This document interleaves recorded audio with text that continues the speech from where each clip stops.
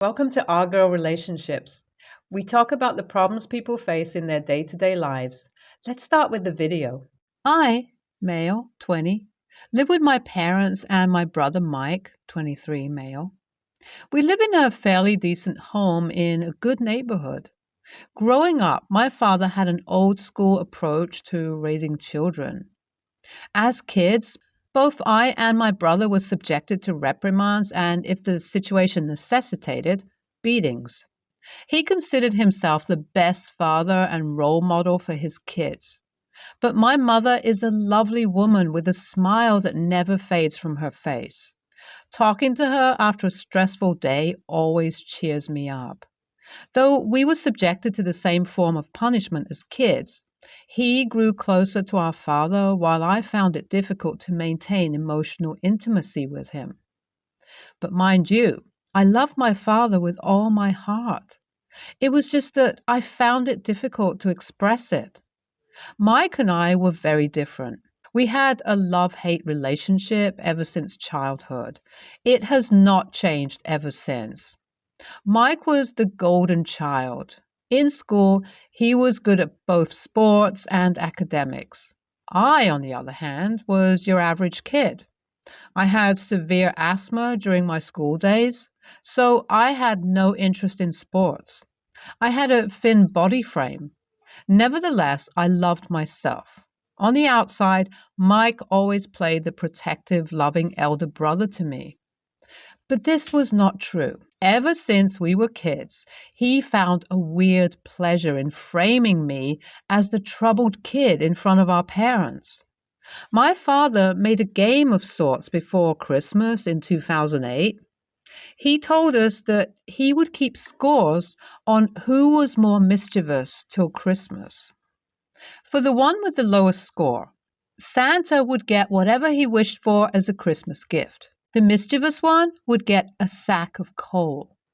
Mike was ready to commit anything to be the good kid for Christmas. A series of incidents followed where my brother did something naughty and successfully framed it on me. First was a knee injury that he got during our daily cycle rides. He fell from the cycle and had a small wound on his knee. He was all right and continued riding our cycles, but as soon as he reached home, he started crying. He told our parents that I was trying to speed up and the injury happened when he tried to get to me on his cycle. He wanted to ask me to slow down. I was dumbfounded. But his crookedness came about when Dad started to shout at me. He requested Dad to forgive me and made me promise him that it won't happen again. This was always the pattern of how he framed me. In the end, he always emerged as my savior. I later realized that this was his way of earning my father's trust. At times, I used to cry and tell my mother about my innocence. Though she never saw it as anything above sibling rivalry, I was happy that she believed me. All these years later, the situation at home is the same. Mike spent most of his time with our father, bonding over boxing, baseball, weightlifting. Dad rarely talked to me. I'm more attached to our mom. By the time he was in his late teenage years, we got on with our own lives. There wasn't much of a problem specifically because there wasn't much interaction. But 2 years back, I started dating a girl. As I mentioned already, I'm an introvert. She also prioritized her privacy, so we were dating in private. Only a few close friends knew about this. Though my brother had a popular run in school, he never had any meaningful relationships. He always wanted to fall in love with someone, but he downplayed his desires by saying that girls are a major pain in the ass, and dating distracts you from your goals. I and my girlfriend had a fairly decent run. We had similar interests and the same friend group. It was fun. One day, Mike came to my room and started ranting about random stuff. This was odd.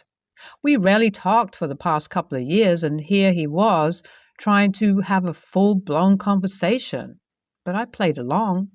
The topic slowly moved to women and dating, and he asked me straight if I was dating someone.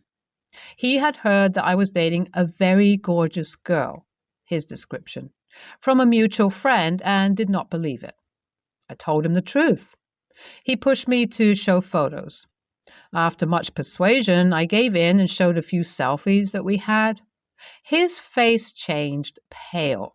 I could sense that he couldn't digest the fact that someone found me attractive. That ended there.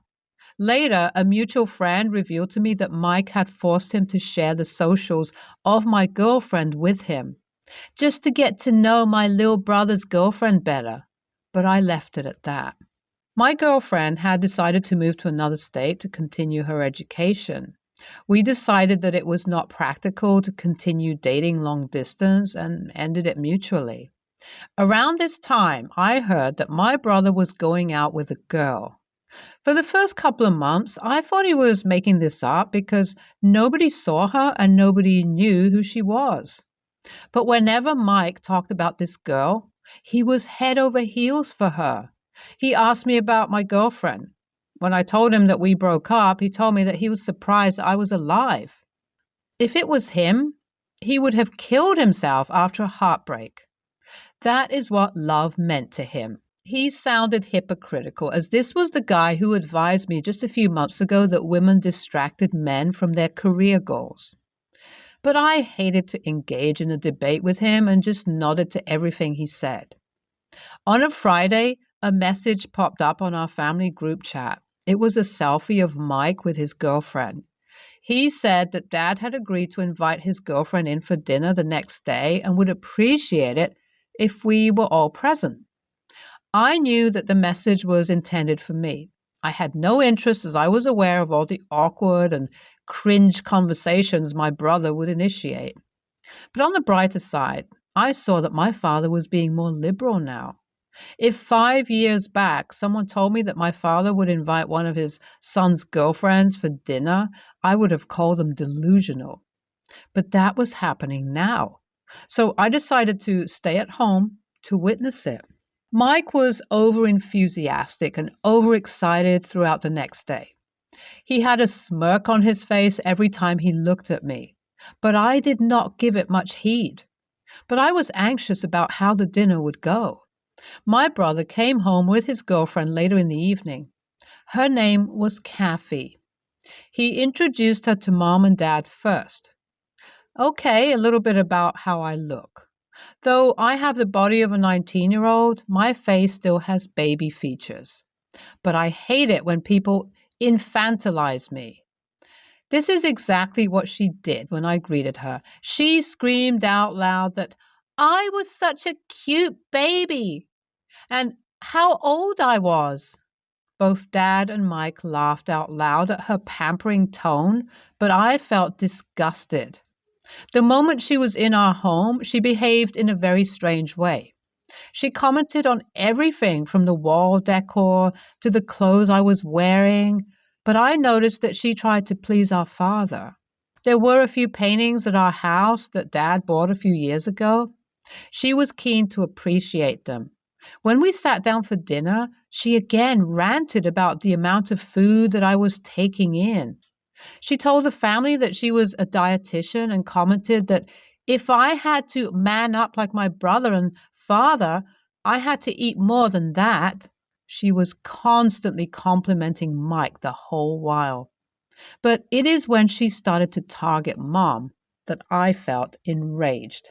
She commented about how my mom should take up new hobbies and come to community meetings like her mom. A thing to be noted here is that my mom has better educational qualifications than my dad, but she decided to stay at home to raise us. Though she never showed it outside, it is something that she regretted. So now Kathy was poking my mom at her sensitive spot. Suddenly, my brother interrupted and said, "You should start advising Jake. Perhaps then he will start working to find his own weed money instead of stealing from his brother." My head went dizzy immediately after hearing this. I looked at my dad. He was staring at me with his eyes that looked like craters from hell. My immediate response was to sheepishly laugh it off and then stare at my phone. I could hear Kathy in the background enlisting the impact of weed use. Now, to be honest, I don't have an opinion on whether weed is good or not. But one thing I'm sure about is that I have never spent a single dime on weed. In the next few minutes, I could hear my father shouting at me because he took my brother's word, as always. He was not even ready to hear a single word from my side. He wanted to raid my home. To add insult to my injury, my brother asked my father not to be too harsh on me, as my girlfriend has recently left me. This caught my mom's attention. I used to share every incident in my life with my mom. She was surprised that I didn't share this with her. My father used this to further state that I could keep secrets from them, and my weed usage was one such secret. My father felt his integrity as a good father was being questioned. He felt ashamed in front of Kathy. She played along with Mike to suggest that there are facilities that treat addicts nowadays. I was sweating gallons and my clothes were blotched in perspiration. Verbal diarrhea by my dad reached an end when he demanded an inspection of my room. I said it was impossible to search my room. I have no idea where I got all the courage to resist my father's advancements.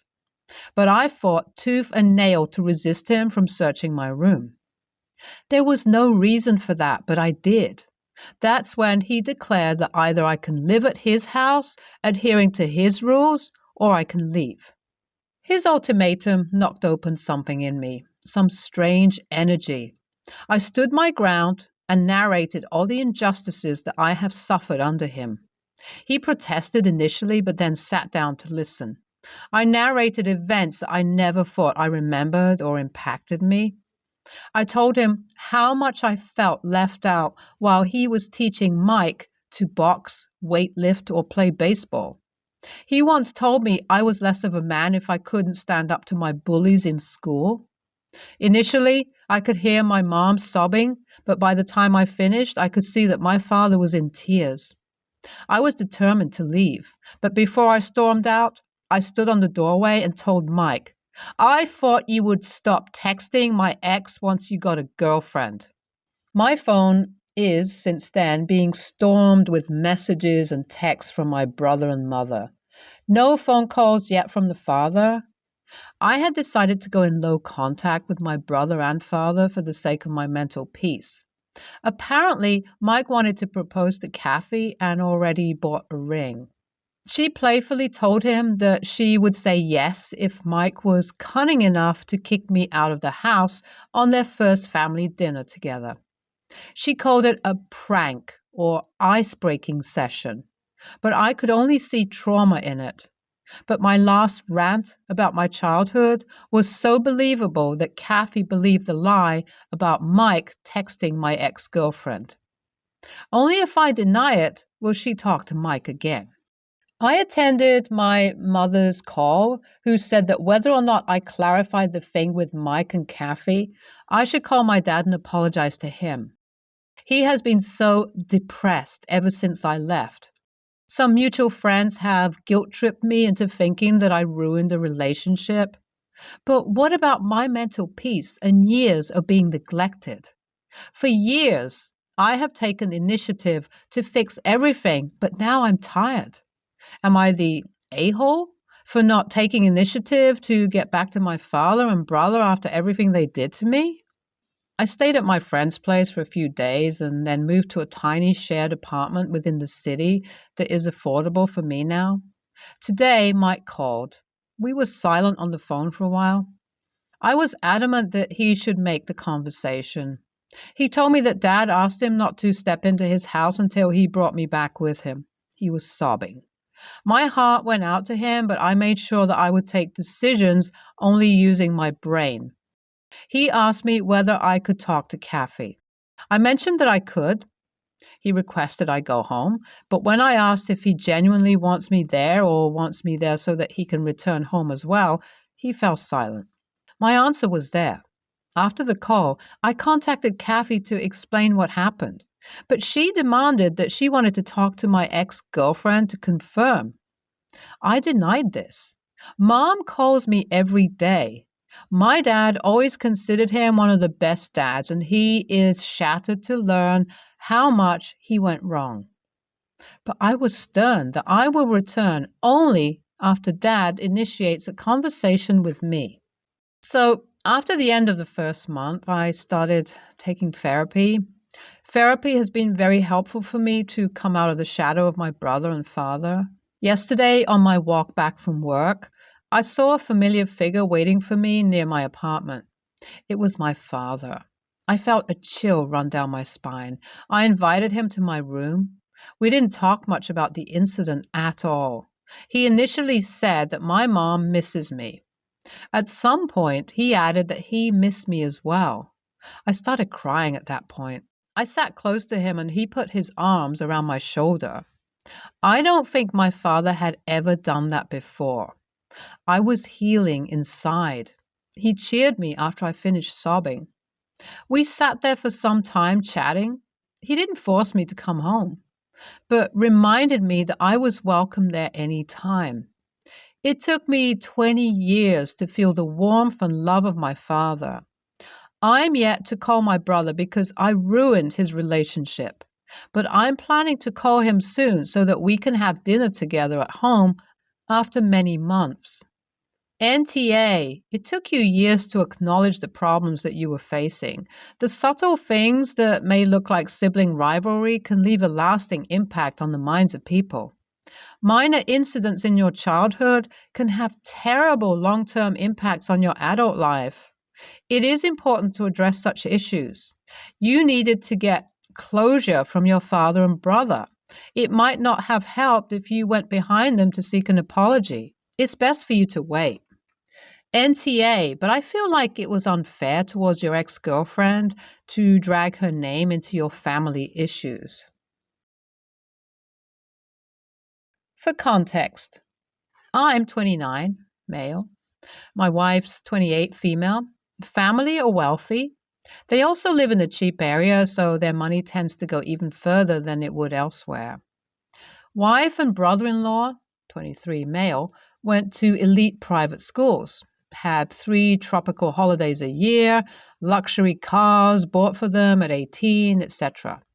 It may be relevant later that I'm from a working class background.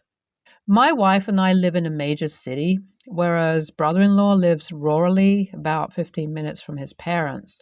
Brother-in-law is a small business owner. I gather he's decent at what he does, but he has been heavily bankrolled and supported by my father-in-law, who is retired but works 4 to 5 days a week with brother-in-law for no compensation. Father-in-law gives brother-in-law his nominal share in the company outright.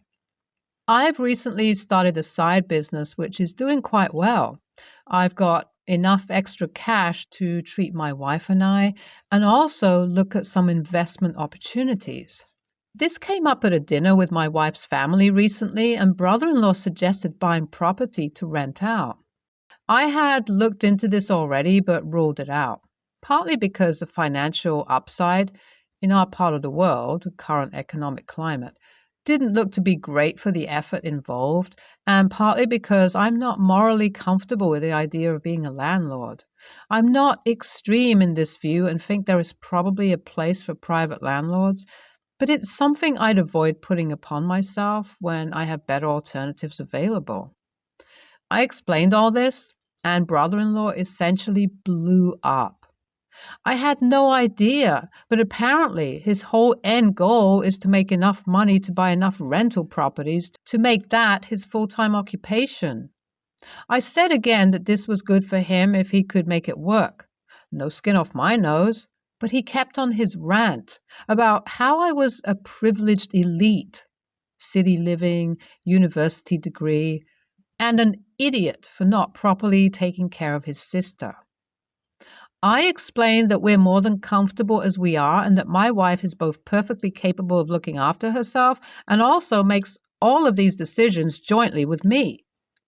At some point, I must have hit a nerve because he kept on with his tirade and started down the track of knowing the value of money and how my wife and I were morons for not going into the property.